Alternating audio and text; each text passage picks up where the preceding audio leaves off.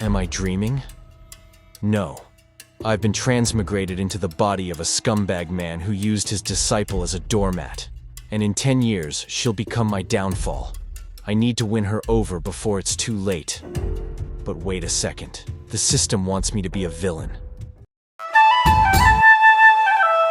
The story begins with a man imprisoned and surrounded by various monsters.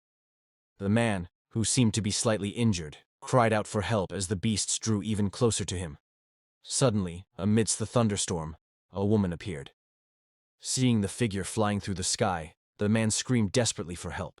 The woman, who looked like an angel, activated her magic and, with a cynical smile on her face, struck a direct blow at the man. She leaned in close to his ear and said it had been a long time since she last saw him. Stepping on the man, she called him master and declared that his disciple was here. Then she simply said, "You're welcome." Right after that, she delivered another fatal blow to her master. At that moment, the man thought everything was over. However, he began to remember that he was originally the young master of the Su family in the realm of the immortal gods.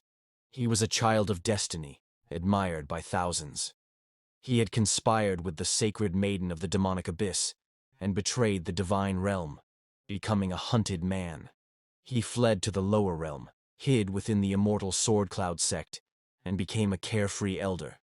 The man found all of this very strange, as those memories didn't seem to be his.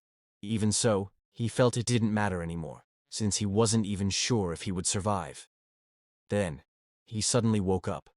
He quickly sat up, realizing he was truly alive. Looking at his own hands, he tried to understand what had happened. That's when he realized he had transmigrated. Not only was he in a new body, but he also possessed the original owner's memories for the next 10 years.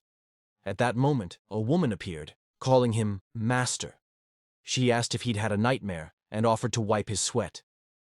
Upon seeing the woman's face, the man recognized Feng Wanqing, the empress who, within 10 years, would become cruel and ruthless, destroying the entire world. Now, he realized she was his disciple. He quickly refused her help. Feng Wanqing asked if she had done something wrong. Based on the original body's memories, the man knew that Chang treated Feng Wanqing merely as a cultivation cauldron.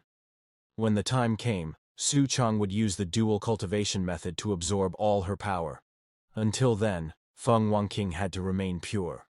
For that reason, Chang was extremely opposed to her having any contact with other men. On that very day, the original owner of the body had found Feng Wanqing learning skills from an elder brother of another sect.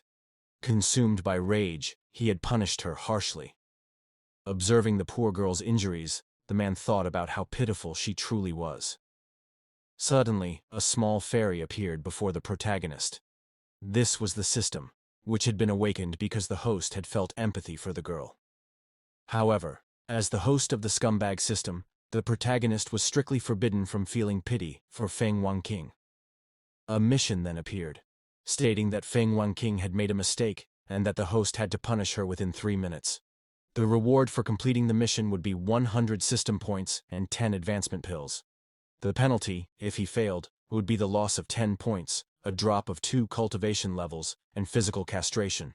A warning message popped up, informing that the host's initial points were 100, and if the points reached 0, the system would automatically be unbound, and the host would die. The protagonist, confused, asked what kind of system this was, since it was forcing him to become some kind of cruel and overpowered villain. He also questioned what the hell physical castration even meant. He went on grumbling that the damn system had no conscience. At that moment, Feng Wanqing tried to say something to her master, but the protagonist was only thinking that, despite being the disciple of a distinguished elder, Feng Wanqing had a very low cultivation. She was only in the early stage of qi refinement. Moreover, she had no techniques, and her martial arts skills were useless. The protagonist concluded that the previous owner of that body hadn't taught her anything.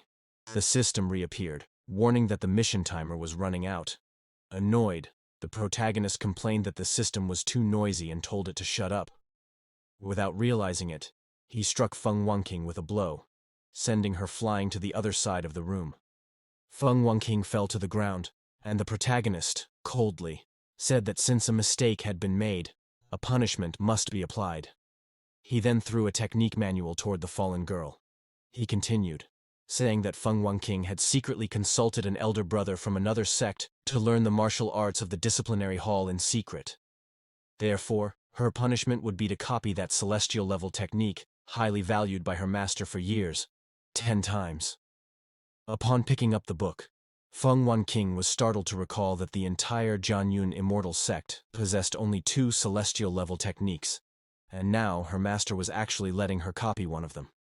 She wondered if this was really a punishment. The protagonist then stood up and said that, if she understood, she should leave now. The system message popped up, informing that the punishment mission had been successfully completed. In addition to the promised reward, the protagonist had also received a card that allowed him to emit a powerful aura for 1 hour, limited to once per day. Irritated, the protagonist turned away, thinking that by using a bug in the system, he had managed to outsmart it. A few minutes later, outside Su Cheng's quarters, Feng was about to leave. She thanked her master for the punishment and the reward. She also thought that the palm strike her master had given her had forced the stagnant blood in her body to circulate, and not only were her old wounds healed, but her meridians had been purified. She felt that soon she would be able to reach the 9th stage of qi refinement and advance to the foundation establishment stage. Feng Wanqing looked back, believing that her master would be acting differently toward her. But when she turned around completely, she realized he was no longer standing there. Even so, Feng Wanqing believed that, in truth, her master was secretly helping her. Clutching the technique book, Feng Wanqing felt touched and silently thanked her master for it. The protagonist, who was hiding behind the wall, received a message from the system, informing him that he had gained 10 affinity points with Feng Wanqing. Along with that, he also gained 10 system points. At that moment, he realized that by increasing someone's favorability, he also earned system points. He then decided to check his favorability level with Feng Wanqing and saw that it was in the negatives. The protagonist called Su Cheng a tremendous bastard. The system appeared and announced that the main story mission had been activated. One of the missions was to help Feng Wanqing fall into darkness. The protagonist questioned whether this wasn't the same path the previous owner of that body had followed. Seeing that the system only pretended not to understand, the protagonist became irritated and said that if Feng Wanqing fell into darkness, he would be dragged down with her as well. "Damn dog system," he muttered. Suddenly the protagonist felt the barrier of the mountain basement wavering. He quickly got ready, believing someone had invaded the place. A figure appeared, passing through. It was a woman asking for help from the Cloud Sword sect. The protagonist appeared before her, asking what she was doing there and why she had invaded the sect. That woman was Zueliuli, chief disciple of the Snow family from the northern forest. Zueliuli threw herself onto the protagonist and, with a sweet gaze, asked him to save her. The protagonist thinks, at that moment, that judging by Zueliuli's appearance, it seems she has been affected by some kind of enchanted poison. Now, he must seal her meridians to prevent the poison from spreading. So, he places his fingers on the young woman's shoulder. With that movement, she loses consciousness, and upon observing her, the protagonist believes she has been seriously hurt. He decides to take her back first, as she needs to wake up before anything else can be done. At that moment, someone was watching Su Cheng from afar. It was one of the elders of the Sword Cloud Immortal sect, Bai Yuchen, who referred to the protagonist as a reckless and flirtatious scoundrel. Some time passed, and Su Cheng was taking care of the girl's recovery.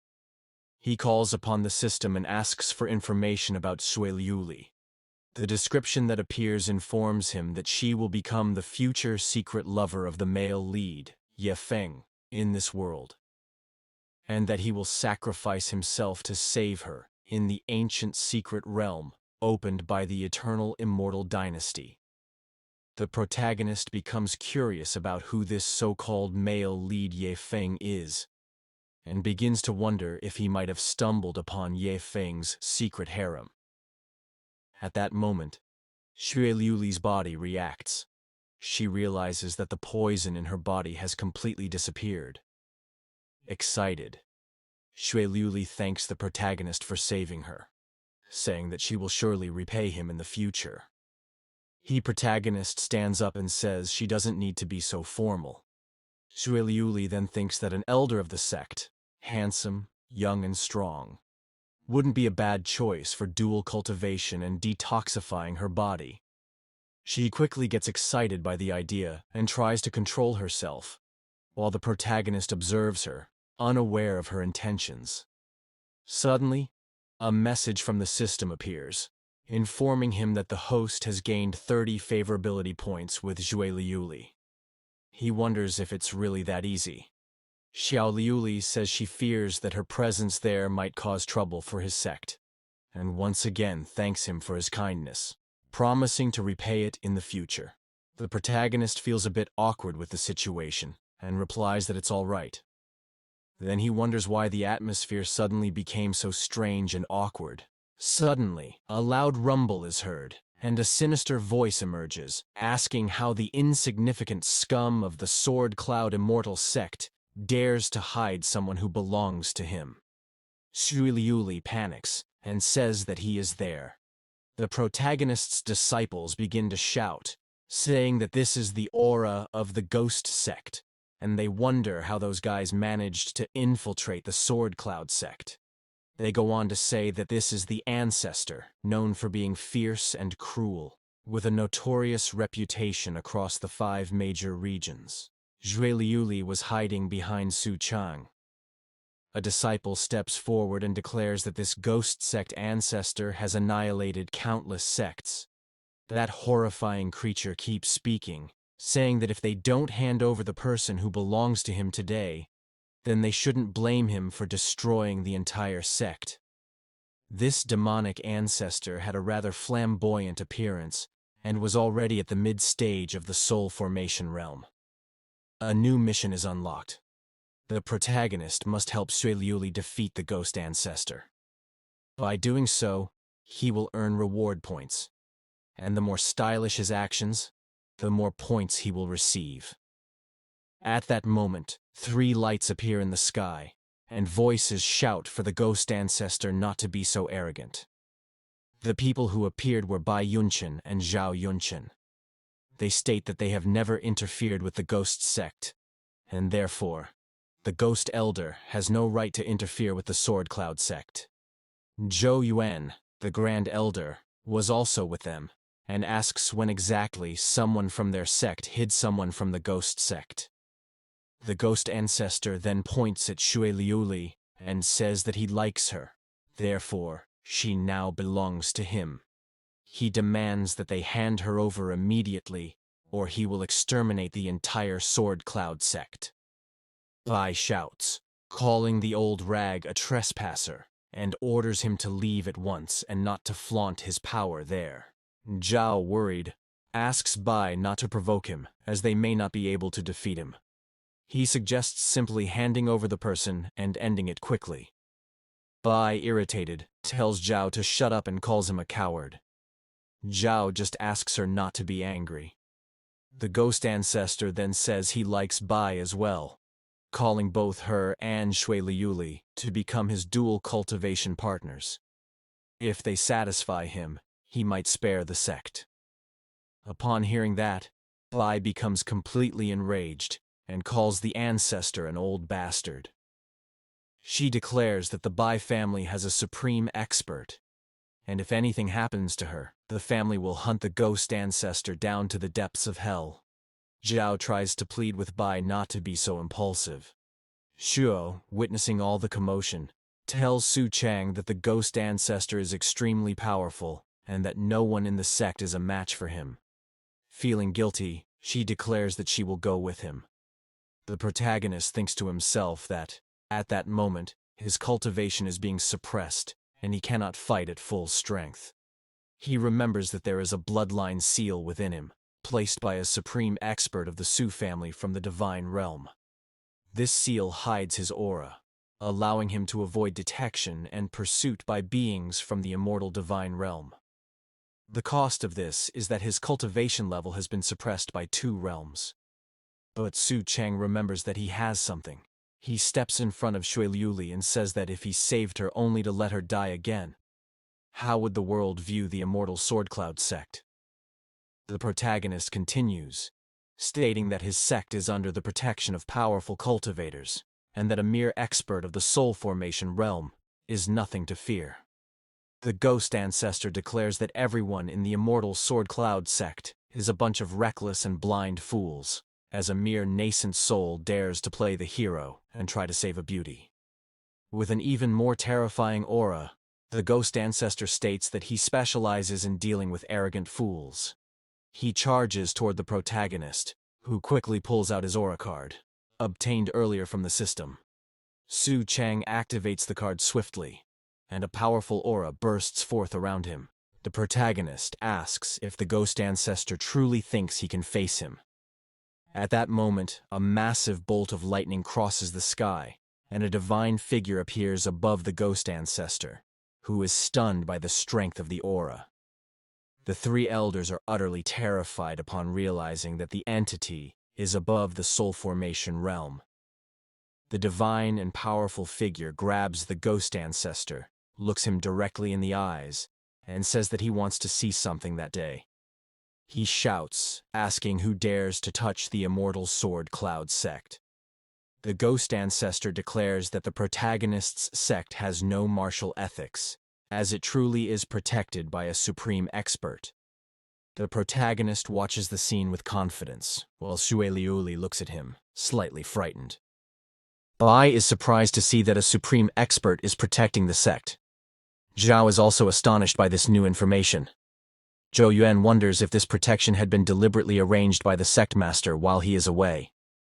At that moment, the ghost ancestor begins pulling in all the air around him and then uses all his strength to break free. He thinks that just managing to free himself has already cost him most of his spiritual energy, and concludes that he is no match for dealing with that creature. Faced with this, he kneels before the divine entity and says that he was very disrespectful. He admits he did not know that the Sword Cloud Immortal sect had such a powerful expert protecting it. He goes on to say that he was reckless, for with that lord present, he would never dare attack the sect. The old man then looks toward Shui and declares that his only objective is to retrieve an item of his. He then quickly turns and claims that the person is not a disciple of the Sword Cloud Immortal sect, hoping that the lord will allow his departure. However, the protagonist steps in front of Shui and warns the ghost ancestor not to act so recklessly. Zhao, pouting, comments that Chang sure knows how to show off at the right time. With the supreme expert present, the ghost ancestor would never dare to be reckless. He just needed to show up and do his little performance. The ghost ancestor, irritated, prepares an attack and shouts that a mere half-baked cultivator dares to try to stop him. Just as he is about to strike the protagonist, a shield appears in front of him. Chang smiles and says he was merely giving the old man a chance, concluding that the old man is truly useless. The saint who protects the protagonist's sect activates his power and launches a powerful flame attack toward the strange old man, hitting him directly and completely incinerating him. The saint approaches the protagonist and declares that his highness is suppressing his cultivation level and that he is at his disposal. The protagonist simply thanks him and tells the saint that he may take his leave. Zhao, upon witnessing the scene, is shocked to see that the supreme expert actually bowed to the protagonist. Nervous, he smiles and comments that Chang is truly impressive and not an ordinary person. Bai remarks that, in fact, he still prefers the rebellious version of Chang from the past. The old ghost ancestor, collapsed on the ground, declares that he was blind and failed to recognize Chang's greatness, and because of that, he offended him. He then begs for his life, promising that from now on, the ghost sect will be entirely at his feet, obeying his every command. The protagonist, however, orders the old man to leave. The ghost ancestor quickly gets up, frightened, and thanks the protagonist. However, as he is running away, The protagonist prepares an attack, and with a precise lightning strike, Chang eliminates the ghost ancestor in one blow. He says that the members of the ghost sect have committed many crimes and show no respect for human life, and concludes by saying that those bastards dared to think they could serve him. Zhao gets excited and praises the protagonist, beginning to flatter him. Bai doesn't hold back and reminds Zhao that he had called the protagonist a show-off. Bai continues recounting everything Zhao used to say behind the protagonist's back, and the two begin to argue.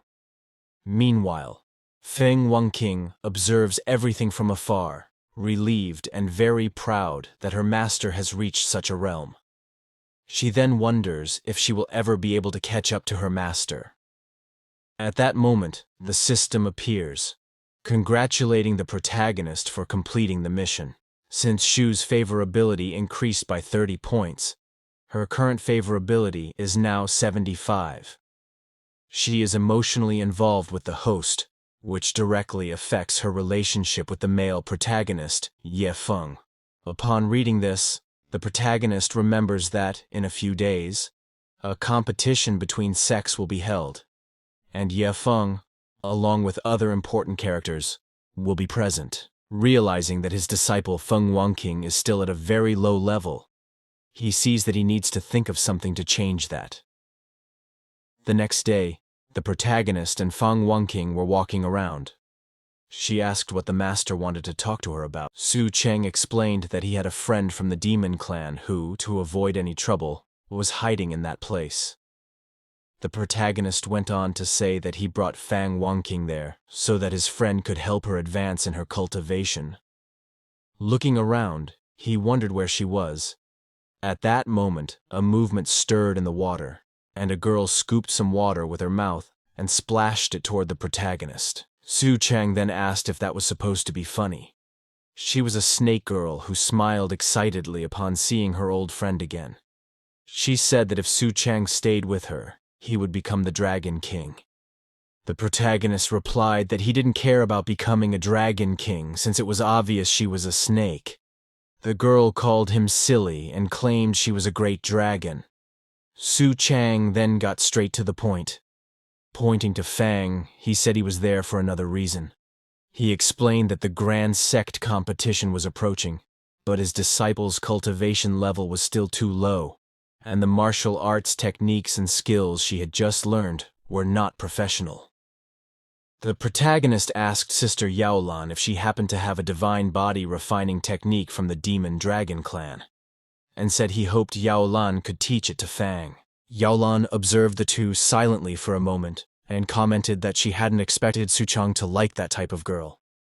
Then, she emerged from the water, completely changing her appearance, and said that once she reached the Supreme Realm, she would be able to transform into a human form, and at that point, she wouldn't lose to the sister standing before her. Yaolan threw herself onto the protagonist and asked if she could do whatever she wanted. Chang asked her not to joke around and said they would talk about it later.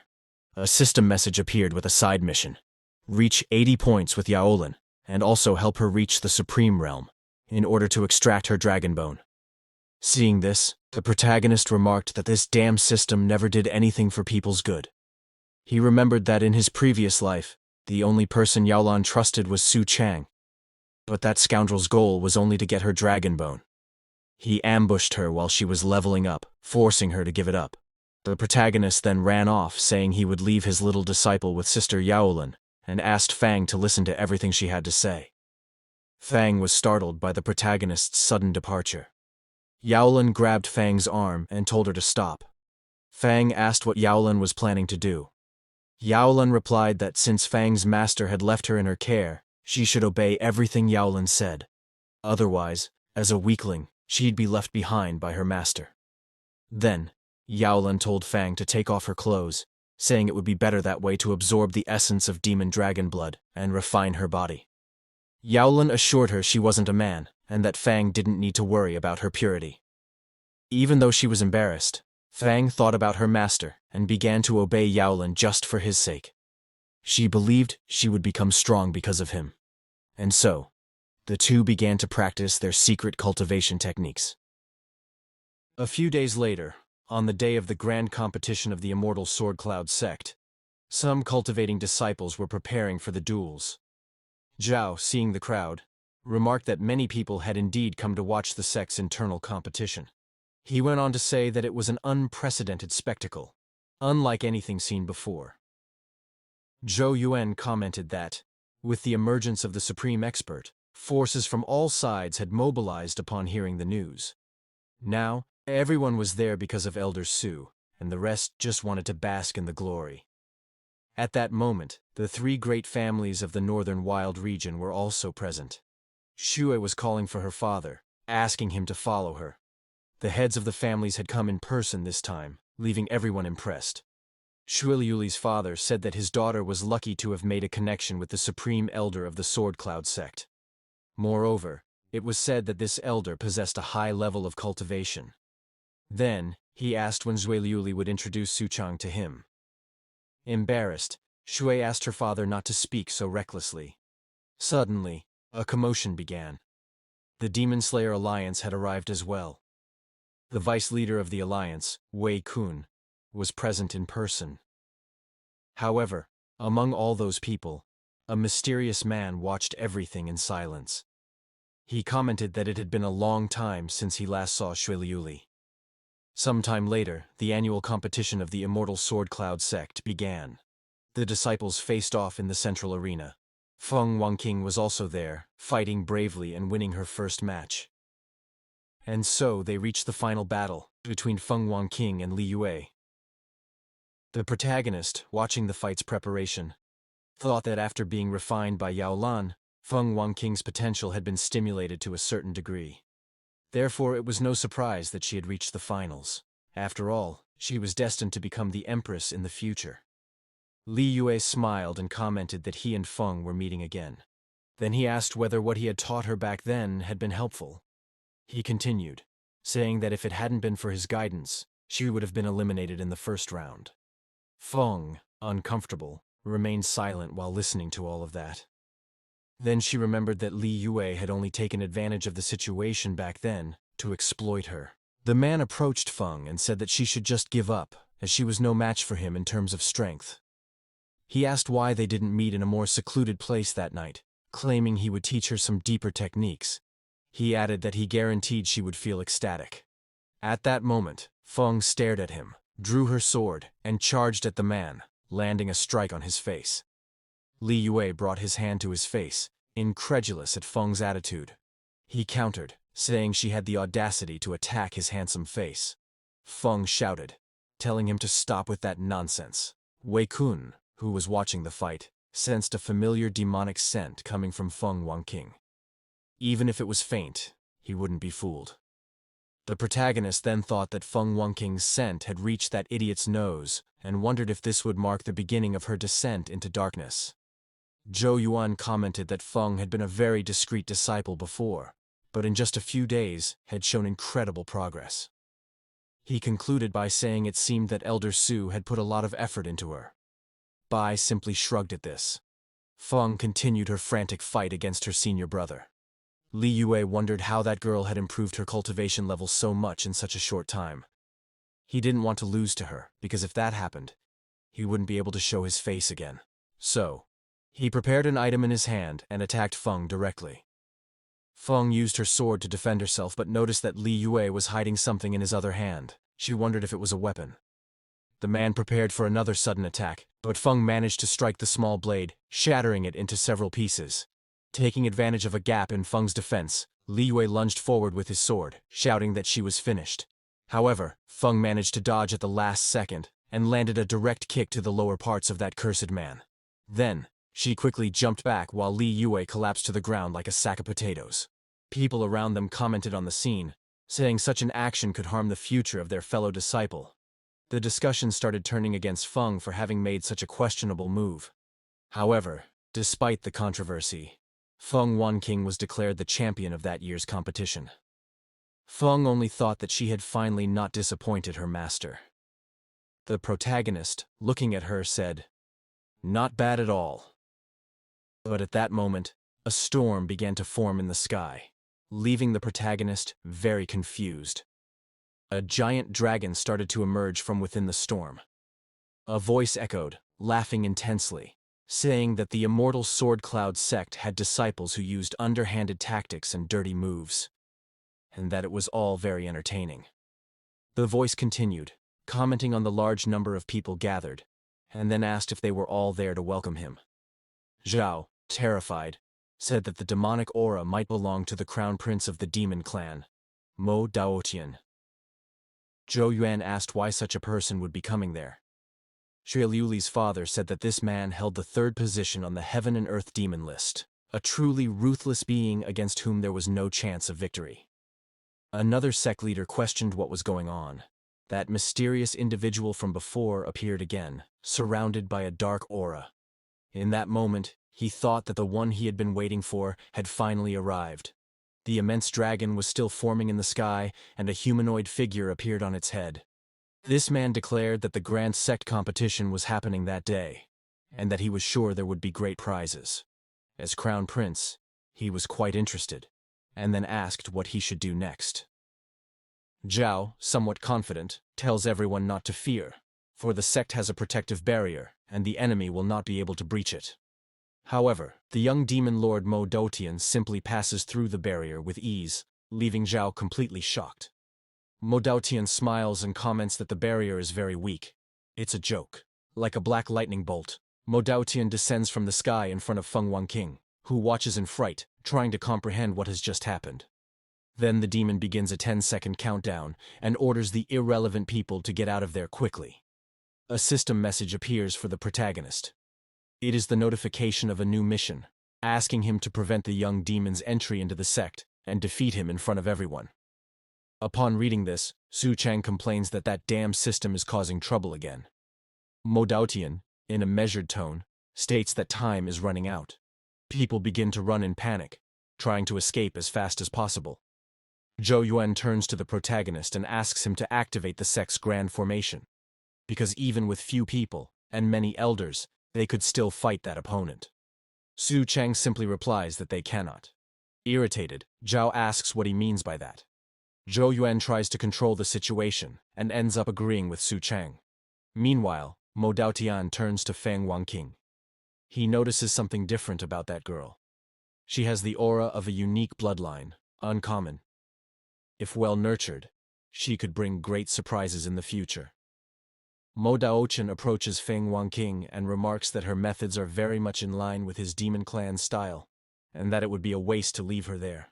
Then he asks Feng if she wouldn't like to go with him to the demon clan, for she could become the next celestial demoness. Feng is frightened by the sudden proposal but responds that the demon prince is very ugly and that she refuses.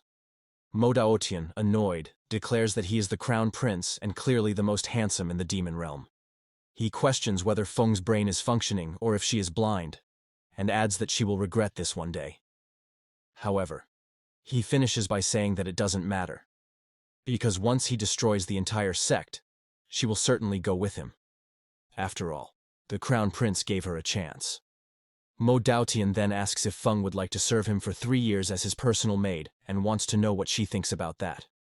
Nervously, Zhao comments that serving 3 years as a servant isn't such a bad offer, because besides escaping destruction at that moment, they could infiltrate and learn more about the enemy's territory, gaining knowledge for future battles and ensuring they would never be defeated again. Bai, once again, calls Zhao a coward and says that since he wants so much to be a servant, she will do it herself for him.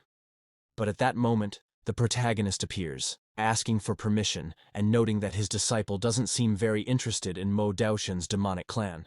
He concludes by saying that it would be better for the prince to leave. Feng Wanqing grows very excited to see her master arrive at that instant. Mo Daotian then prepares an attack, belittling the protagonist by calling him a mere sect elder who dares to provoke a crown prince. He unleashes a dragon strength strike aimed at Su Chang. However, the protagonist, smiling, raises his fingers, casts a spell, and declares that he wants to see if the crown prince can withstand it. At that moment, the swords of the disciples and everyone nearby begin to be seized by an invisible force, and they position themselves before the protagonist. Su Chang sends them flying toward Mo Daotian, who starts laughing, saying it was a clever trick. He manages to defend against the attacks and, sneering, remarks that the protagonist needs more training to challenge him. for at Su Chang's current level, it was a great joke. Yet Su Chang suddenly appears behind the demonic prince and says that viewing everything only from the kingdom's perspective will blind him. Startled, Mo Daotian wonders how Su Chang got there.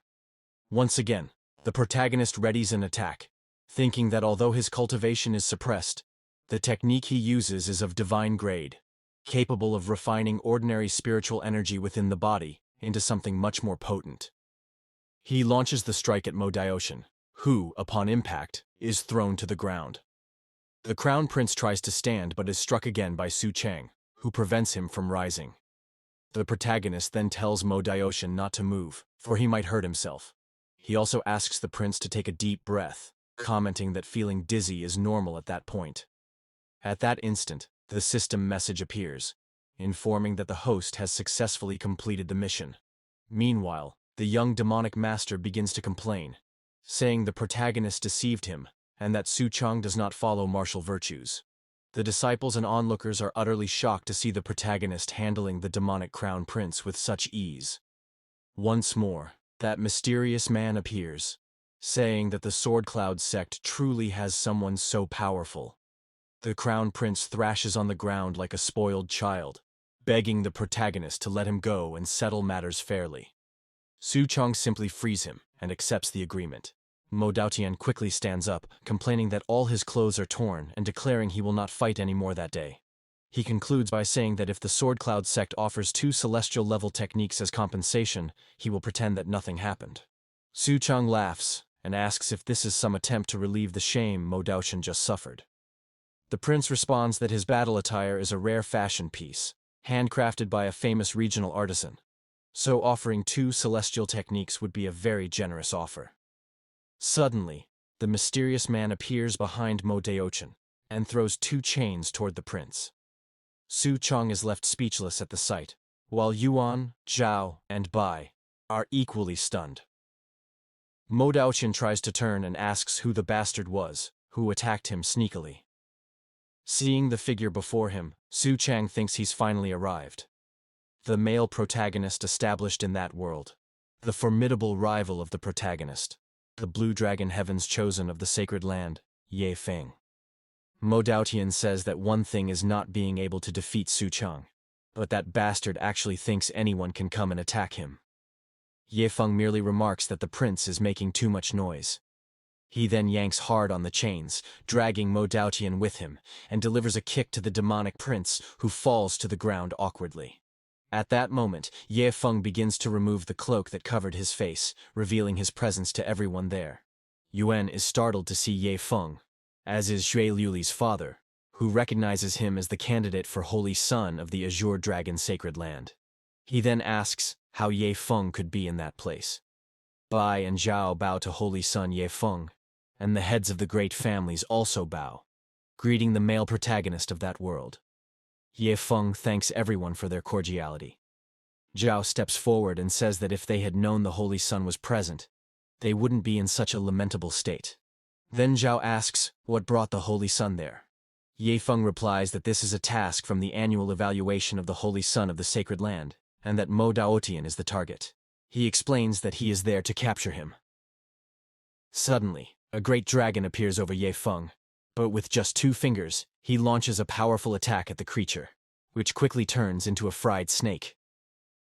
Feng approaches the demonic crown prince, who is still lying on the ground, very frightened.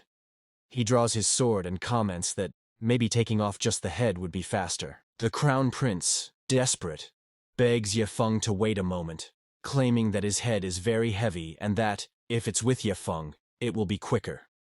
At that moment, something is hurled toward Feng, causing him to drop his sword. Feng turns and asks what Su Chang is thinking. He reflects that anyone who can disarm him with a stone must indeed be very powerful.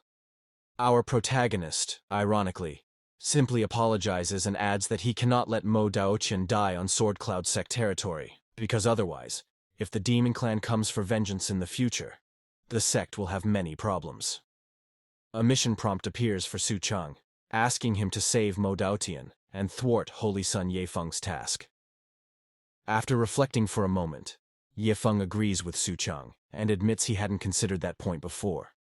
Mo Daotian, analyzing the whole situation, believes that if he stays there, Ye Feng won't be able to do anything against him. So, with eyes shining, he says he understands everything now. He turns to Ye Feng and declares that, if he hadn't already been somewhat wounded, he would certainly have taken care of this so-called holy son of the Blue Dragon. Ye Feng turns to Mo Daotian, clearly displeased by what he's just heard. Mo Daotian, using all his talent for acting and drama, begins to warn that if Ye Feng so much as lays a hand on him again, he will die on the spot. Along with his beloved dragon, Little Black, he adds that as soon as the demon clan finds out, no one present will survive. Ye Feng then states that he will spare Mo Daotian for the time being, but will act as soon as he leaves the Cloud Sword sect. Next, Ye Feng turns toward where Feng was standing and says there is one more thing that needs explaining. Pointing his sword at Feng Wanqing, he asks why she is exuding the aura of the demon clan. Yuan and Zhao are startled by the accusation and ask if it might be a misunderstanding. Wei Kun appears again and says that the Holy Sun is right, for that girl can deceive everyone except the Demon Hunters Alliance. He continues, asserting that Feng Wanqing possesses the demon clan's aura and must be eliminated today. Those around begin to comment, saying they never would have imagined that the Demon Hunters sect would confront the Cloud Sword sect. But since they are ruthless, they believe that Disciple must indeed be in trouble. Soon, the remarks turn into harsh judgments of the poor girl, labeling her a demon and hurling other pejoratives. Wei Kun draws his sword and declares that, as vice leader of the Demon Hunters Alliance, he will deliver justice on behalf of heaven. At that moment, Su Chang activates the system and asks if taking action now will interrupt Feng Wanqing's fall into darkness. The system responds that helping the female protagonist Feng Wanqing embrace evil is one of the main missions. Therefore, it advises the host to step back and mind his own life. However, the protagonist declares that he is actually helping Feng gain confidence, so that in the future he can destroy her and drag her even deeper into darkness. The system then rejoices, saying the host is truly clever and evil, and concludes that this idea is brilliant. The protagonist, at that moment, thinks to himself that the system is very stupid and brainless. Just then, someone steps in front of Wei Kun's blade. It is Mo Daotian, who asks if anyone present wants to risk death for what was done to the Master Su's disciple. Mo Daotian turns to the protagonist, expecting some sign of approval for his actions, but the protagonist merely watches in silence. Wei Kun remarks that Elder Su has not spoken up, then asks Mo Daotian not to cause any more trouble. At that moment, Su Chang appears behind Wei Kun. Feng Wanqing is moved to see her beloved master there. The protagonist lays his hand on Wei Kun's head and asks, since when anyone can lecture his disciple. Wei Jun turns to the protagonist and says that he might have misunderstood. Su Chang simply changes his attitude and admits that, in fact, it was all his fault. Because yesterday, while he was cultivating, he refined a drop of demonic dragon blood essence for Feng Wanqing, which caused the misunderstanding. Suddenly Mo Daotian comes running, grabbing Wei Kun, and says that without fully understanding the situation, Wei Kun acted against Master Su's disciple, and must therefore be punished. Mo Daotian, shaking Wei Kun like a rag doll, starts laughing, saying he finally found someone he can defeat. Meanwhile, Wei Kun cries for help, as he's being used as a punching bag. Ye Feng turns to the protagonist and says that, since this was all just a misunderstanding, everyone should shake hands and make peace. He then asks Su Chang to do it as a favor. The protagonist smiles and says that since the Holy Sun requested it, everyone will listen. Su Chang then turns to the demonic crown prince and asks him to calm down, as it's better not to disturb the peace. Mo Daotian throws Wei Kun back to his disciples, who, in desperation, try to help their vice leader. They say their farewells to the protagonist while Wei Kun is carried off, vowing to repay all of this. After the confusion ends, Yuan begins to say that now that everything has been cleared up, there's nothing more to worry about. He concludes by stating that the Sword Cloud sect will ensure everyone is treated with the utmost hospitality. At that moment, Ye Feng observes Hui Liuli. He approaches her and greets Hui's father. The old man thanks the young holy son for his kindness and asks if he is truly worthy of such a title. Ye Feng asks if Patriarch Shui remembers saving a gravely injured young man a few years ago, and then reveals that it was him. Ye Feng goes on to say that at the time, he was undergoing training and couldn't use his real appearance or name, so he understands why the patriarch didn't recognize him. The old man begins to laugh and says that the Shui family was fortunate to have helped the Holy Sun. The other masters of powerful families begin to whisper about the Shui family establishing a connection with the Holy Sun, something many of them didn't take well. Ye Feng then turns to Zhui Liuli and says it's been a long time. However, the girl was looking in another direction, toward the protagonist, who was talking to Mo Daotian about what had just happened. Ye Feng notices this, looks at the protagonist, and wonders if he is the one Zhui Liuli has feelings for. Zhui Liuli's father asks how she could be so rude, as the Holy Sun was speaking to her. Zhui Liuli quickly responds that it was just a small favor and that the Holy Sun doesn't need to worry about it. Ye Feng feels a bit sad at that moment, wondering if she has simply forgotten him. Zhui Liuli's father becomes completely embarrassed and asks the Holy Sun not to take it the wrong way. Zhui Liuli quickly walks away, saying she has some matters to take care of. She takes Su Chang's hand, hugs him, and invites the protagonist to meet her father. The protagonist is momentarily surprised, while Ye Feng becomes completely irritated with Su Chang. Sometime later, in the tea hall, the protagonist asks why the head of the Shu family requested to meet with him alone. At that moment, Patriarch Shui thinks that his daughter Liuli has special regard for Su Chang, and since she offended the Holy Sun, they cannot afford to lose Su Chang's support as well. The old Shui then begins to say that he will be frank with Su Chang. After his daughter was saved by the protagonist from poisoning and from the Ghost Clan, Liuli refuses to return home and instead summoned him there. Patriarch Shui believes that Liuli's feelings towards Su Chang are clear. So, if Elder Su is also interested, Liuli's father is willing to let her stay there and serve Su Chang. However, the old man says he has only one request. He hopes for an opportunity to ascend to the Supreme Realm, like Elder Su. The protagonist had his eyes closed, seemingly dozing off, without saying a single word. Meanwhile, on the other side of the mountain, Feng was walking through the sex garden. She was happy, thinking she had truly won first place in the grand competition. Now, she needed to tell Sister Yaolin in person and thank her. However, Feng Wanqing comes across Ye Feng standing in front of her. She wonders why that guy hasn't left yet, since the previous matter had already been settled by the master. Ye Feng tells Feng Wanqing not to worry, as he is not there to cause her trouble. Feng Wanqing replies that, in that case, she has nothing to say to the Holy Sun, and asks to excuse herself. But Ye Feng puts his arm in front of her and asks if she has ever wondered why, despite her master being so powerful, he chose someone like her, so weak in cultivation, to be his disciple. Ye Feng continues, saying that Feng Wanqing possesses the phoenix body of the Nether Emperor from the ancient eras, carrying a trace of the bloodline of the 9 Empresses of Hell. When that bloodline awakens, not even the greatest disciples of the divine realm will be able to compare to that power. And, at the time of change, Su Chang will take the opportunity to confirm the bloodline and destroy her emperor's body, ensuring that no one else can defeat him. Ye Feng then raises his hand toward Feng Wanqing and invites her to go with him to the sacred land of the Azure Dragon, claiming he can help her awaken the bloodline within her. He finishes by swearing, in the name of the Holy Son of the Azure Dragon from the sacred land, that he will not betray her trust. Feng Wanqing responds that she thought the Holy Sun would be exceptional and wise, but didn't expect that Ye Feng would have his foolish moments. She continues, saying that he really thought she would believe something told by someone she met in passing, rather than trust her master whom she has known for years. Feng Wanqing states that Ye Feng's plan to sow discord is far from intelligent, pushes his hand away, and bids him a quick farewell. Ye Feng lowers his head, saying that Feng Wanqing rejected his proposal. At that moment, a distorted figure appears, saying it had already warned that Ye Feng could have simply taken Feng Wanqing away, but he insisted on maintaining the reputation of the sacred land of the Azure Dragon. The creature goes on, claiming that people like Ye Feng think too highly of themselves and are very troublesome. Annoyed, Ye Feng simply tells the creature to be quiet.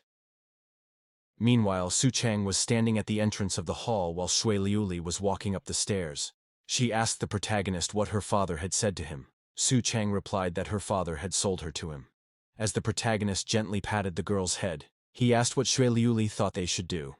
The girl, a little shy, lowered her head and said that, if that was how things were, she would stay by his side and would no longer go anywhere else.